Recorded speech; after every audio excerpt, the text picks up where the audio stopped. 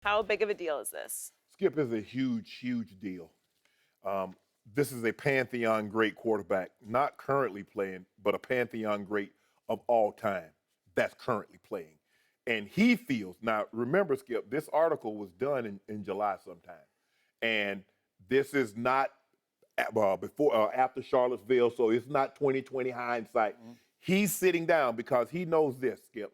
Colin Kaepernick can say, I've done something that no other quarterback in the NFL has ever done. I've beaten Aaron Rodgers twice in a playoff game. That's true. Once in his building, once in my building. It also destroys the narrative that Colin Kaepernick is not on the team because he can't play. We know Colin Kaepernick can play. Now, he didn't say Colin Kaepernick should be starting. I believe, you and I both believe, that Colin Kaepernick is a good enough quarterback to start. He said, but he should be on a roster. Yep. Given what he's been able to accomplish in the National Football League, even if you just take last year's number, forget that he went to the Super Bowl, he went to another NFC title game. The thing that I love most is that he could have avoided the topic.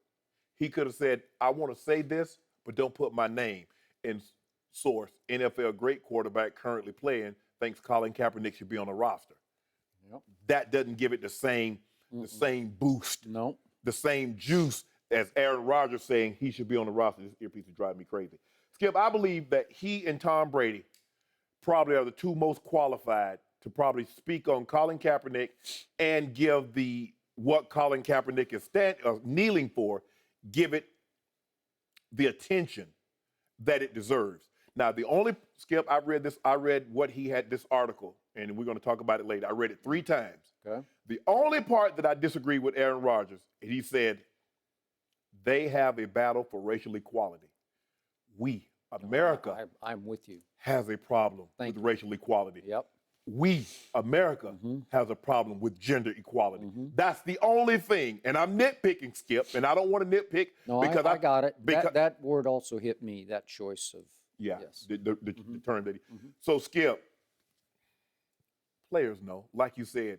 Now, we go back and forth, and this one poll said Dak Prescott is the 77th best player. But the player said Dak is the 14th best player.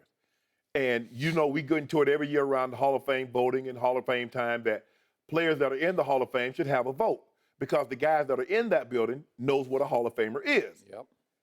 I would believe that Aaron Rodgers, he knows a good quarterback when he sees one. He believes that Colin Kaepernick's merit, his ability, should have him on a roster. And think about the word that he used, Skip. And I told you I am very, very hesitant to use this word. He said ignorant.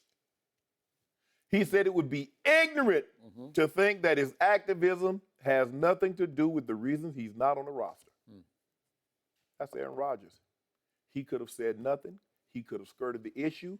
Or he could have said, don't use my name, just says NFL quarterback thinks Colin Kaepernick should be on the roster.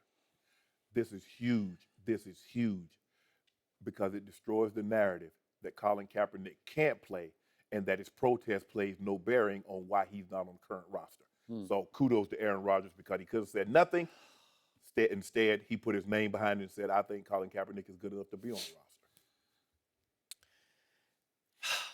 Once again, I'm going to disqualify myself because I'm coming at it from just the white perspective.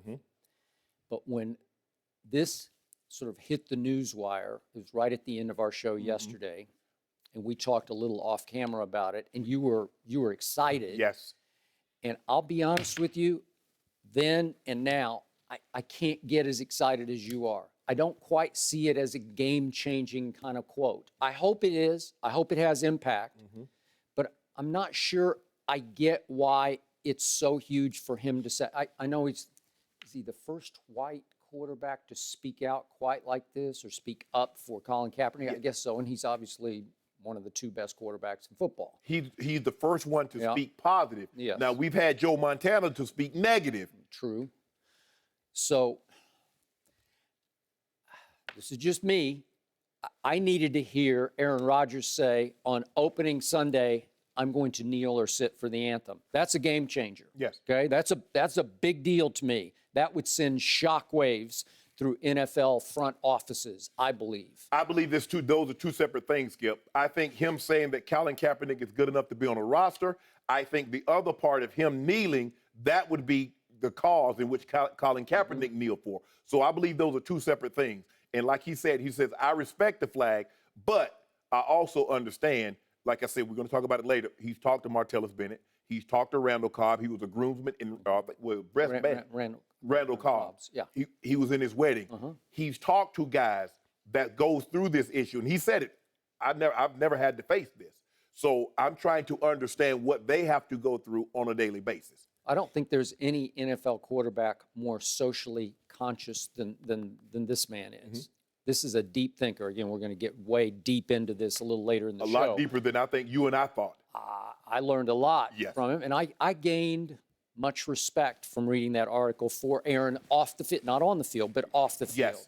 This is a complex man who thinks deeply about his religion and his place in the world. True.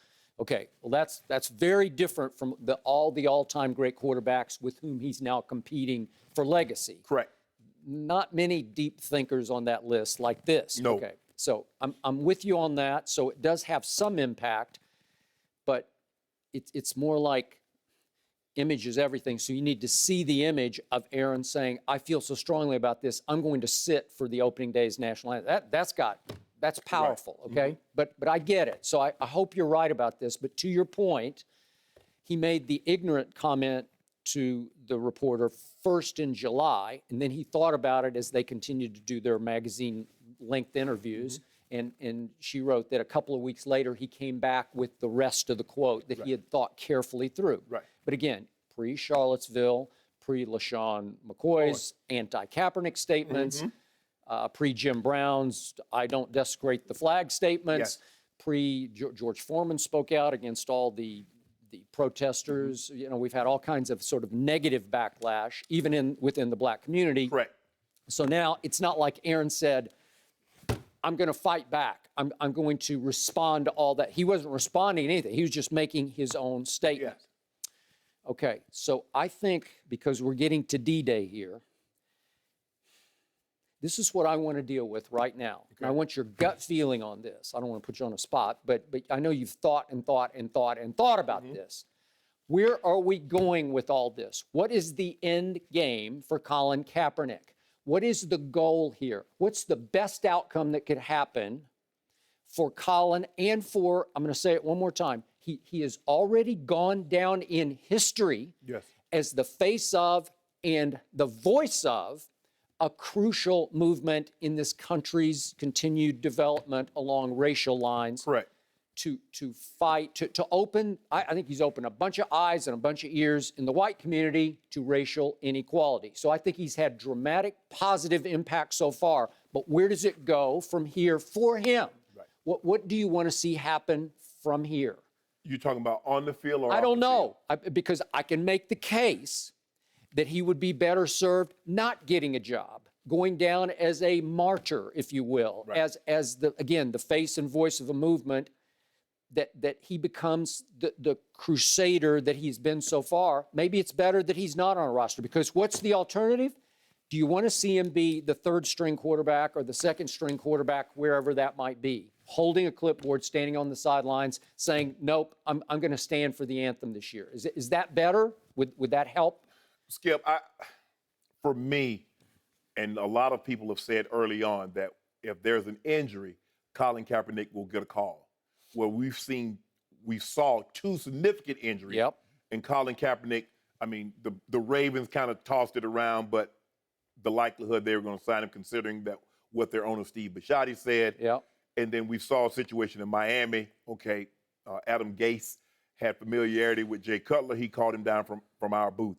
Skip, but when you look at Buffalo, and then we had Seattle, where it looked like they had a pretty glaring need potentially for a backup. And we're seeing teams sign backup guys that haven't played in the league in 5-6 years, guys that hadn't thrown a pass ever in the NFL. So at this point in time, Skip, it's hard for me to believe that he's going to be on the roster, because we had all offseason, and everybody said when an injury happens in training camp, Colin Kaepernick is going to get a call. And with the exception of Seattle, they're the only ones that brought him in. And I don't know how much X's and O's they actually talked about. So Skip is getting that, as you said, D-Day. It's hard for me to believe at this juncture that someone's going to sign him because you had an opportunity. You want somebody that's, let's just say for the sake of argument, Skip, you bring him in and your quarterback gets nicked. He's the second quarterback. Well, he's only been there a week. How much of the offense can you run? And see, this notion where you have to change your offense. So let me ask you a question, Skip. Do you actually think Scott Linehan called the exact same plays for Dak Prescott as he did Tony Romo? He did not. So in other words, Because Tony Romo's never run a read option in his life. So in other words, they tailored the offense They had to fit what Dak Prescott did really well. Clearly they did. Same thing. They had about 2 weeks to do that. Right. Yeah. But they tailored to what he can do well. Okay, what do you like here, Dak? What do you like? And so that's what you do. I mean, obviously Dak's a little more of a pocket passer than Colin is, but go ahead. But they make it seem like you got to run the wishbone with this young man. No. He threw the ball from the pocket, Skip. He threw for over 300 yards in a Super Bowl game. Doesn't that count for something? Yep. I mean, if he couldn't throw from the pocket, he threw for over 300 yards in a Super Bowl game. For a bad team last year, he had 16 touchdown passes to 4 interceptions. That's pretty good. Skip, I gotta tell you. When he went on this path, I haven't talked to Colin in great detail. I don't think martyrdom is what he was thinking of. Martyrdom, yeah. Yes, Yeah. I think he was thinking. I'm sure he wasn't. I think he's like, this is not right. We live in America. We live in a great country, and we should all be treated equally. But what I'm seeing, it doesn't seem right to me. Now, he could have kept his mouth shut, make his $16 million, and guess what? When the 49ers, they flip over the staff, they're going to go in a different direction, Colin Kaepernick would have been on the team. But he said, what I'm seeing, is it right? Yep. I can't live with myself. I can't sleep at night if got I it. don't say at least something. And it got him here. Okay, so this is what I believe from what I know. If Colin had agreed to meet with Jim Brown, and I know you've had issues with Jim. You were hard on him the other day, and you deserve to be. I get it. I have no issue with that. Okay. But if he had sat with Jim Brown or sat with the people from the Fritz Pollard Alliance, especially John Wooten, I believe that right now, Colin Kaepernick would be the backup quarterback for the Cleveland Browns. Would you like that?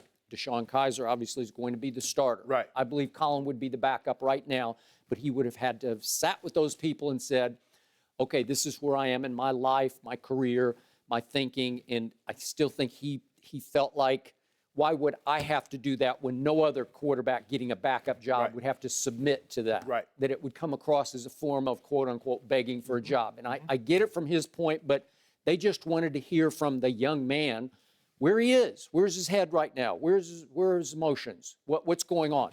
But my question to you is, to what end is that? To be the backup quarterback for a team that is in all-out rebuild mode now? They're just tearing it down, man. Joe Hayden's gone. Cam Irving, he's out. They've loaded up. Do you see the draft picks that Cleveland has in the next draft? They can have 2 1s, 3 2s, then multiple 4, 5, and 6. 2 4s. Yeah, they got about 12. They have about 12 draft picks. So they are looking long term. Right. Do you want Colin subjected to that? Is that where he should be? I don't know. Does he deserve better than that? So I'm just throwing it out. What's the end game? What's the best result for him? Deserve is I think is a loaded word. I don't know if Colin Kaepernick deserves. I think he's earned a right to be on a roster, given his history, his pedigree, and what he's been able to accomplish. No doubt. Even if you just take 2016 in a vacuum in and of itself. For me, who's to say that if he goes in as a backup at the start of camp, Brock Osweiler gets the start, who's to say that Deshaun Kaiser can pass him?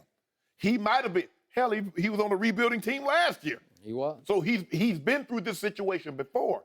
Skip, I don't know. I just know his passion is football. He has 2 passions. He has passion for football and this racial inequality and the brutalization of unarmed black men and women, people of color, by the hands of the police. Those are his 2 passions. I believe you can do things. They make it seem like, Skip, he's going to be trying to do it while they're calling a play, like he's going to be taking a knee. Or he's trying to lead a protest while the game is going on.